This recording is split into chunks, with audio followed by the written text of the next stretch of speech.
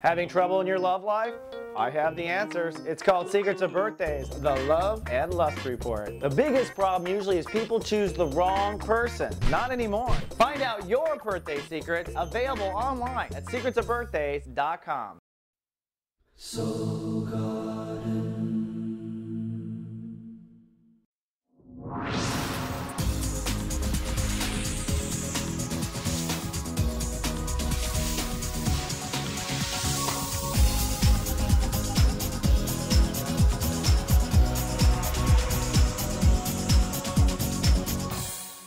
Hello my little fishies, and welcome back to Soul Horoscopes Weekly Edition. I'm your host to the universe, Christopher Witecki. And because our viewers have requested, we are moving our advertising to the outsides of the show. That way things can stream a little bit better for you. Our apologies. We're trying to figure out how to be profitable and also give you free information. So thanks for working with us.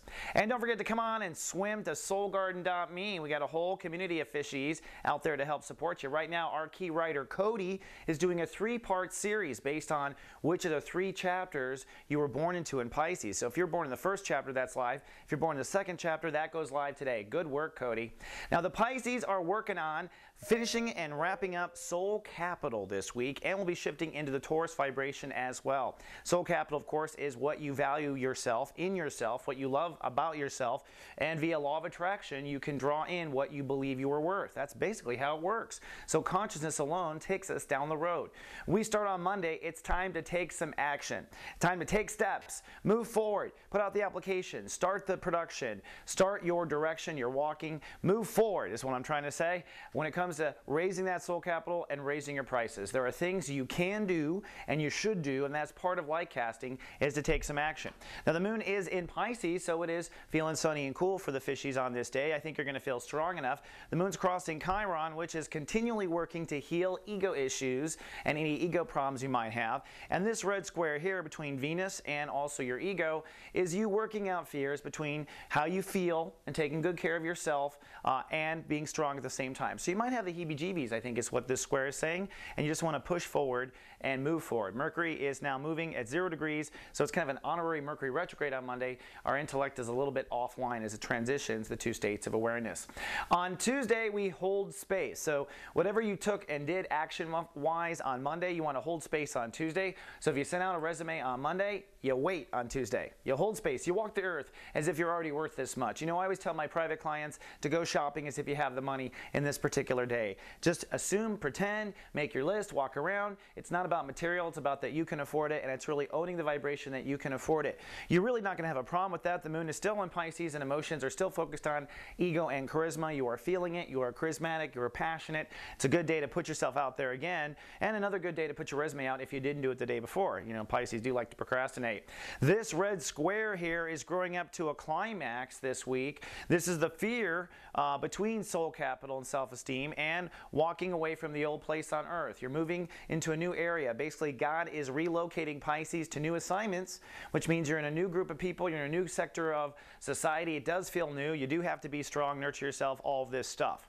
Then on Wednesday, this is the test of our faith. This is the test of being tempted back. This is the day where the devil tempts us back. It's the 29th degree. What you want to do is feel it and act. That is the solution. Feel it and act. So when it comes to your ownership of your soul capital, feel it and act.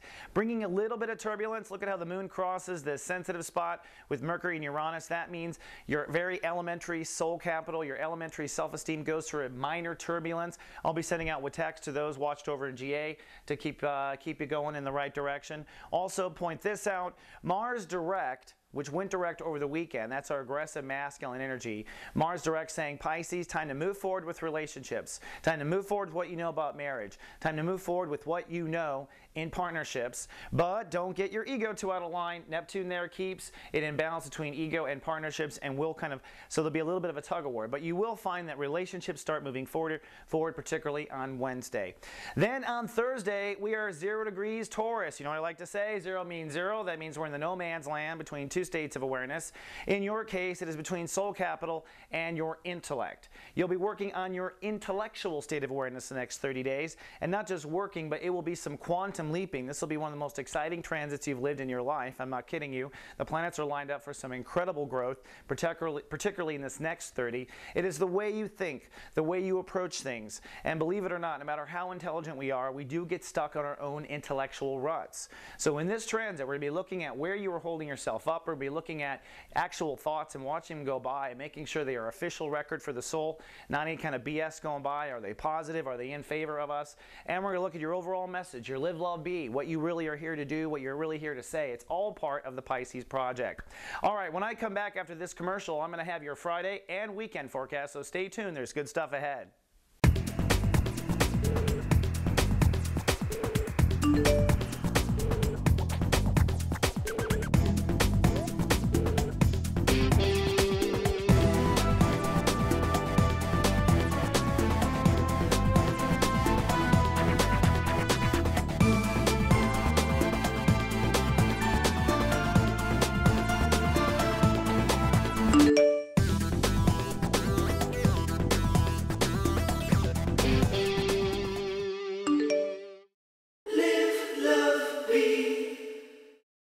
Hello, my Pisces, and welcome back to Soul Horoscopes. Well, this brings us to Friday.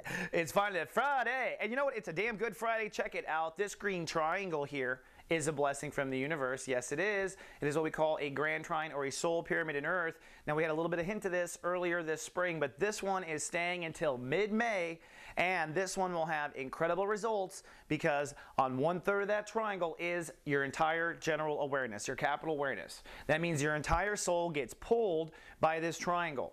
Now, how does this triangle work? Well, on the one hand, you're thinking differently. The more you own a different attitude in the Sun in Taurus, the more all this opens up. On the one hand, your relationships with people move forward. All right? Now, this is vitally important because you are God's service providers, and it's all about the people.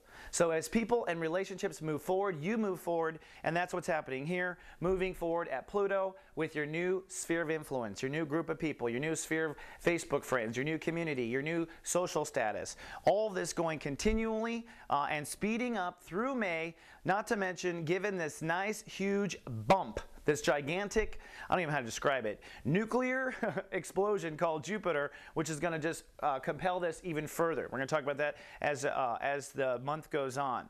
Moving to Saturday, it's Lightcast Day.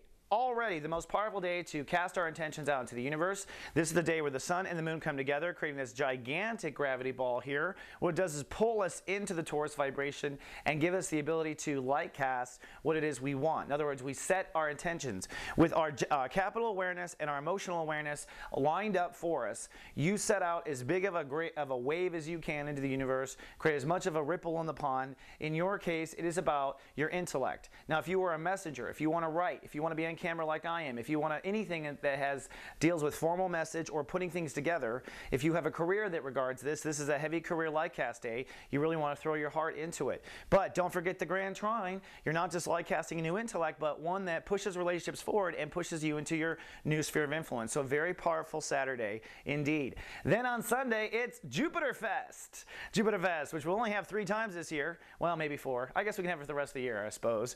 Every time the moon crosses Jupiter, I only care when it's in Taurus, so I guess when it's in Gemini, we could still have it. But what it means is, it is that catapult. You are going to feel the new attitude. You're going to feel the new mindset. Emotions meet this Jupiter, and Jupiter will add a quantum number to it. So this is about a quantum rapid feel of what it will be like to be in this new world. So it's kind of like projecting ourselves into the future and holding on, and then coming back is kind of what it feels like. That's what Jupiter does, pushes you in the future and sees the potential. Of course, once again, working in this wonderful grand trine that will be in place until mid-May, where you're also pushing relationships forward as a result, and you're changing your place in the world. Fun stuff, huh, Pisces? All right, that's all I have for your 7-day forecast, but I'll see you back here in 7 more. Until then, live, love, be.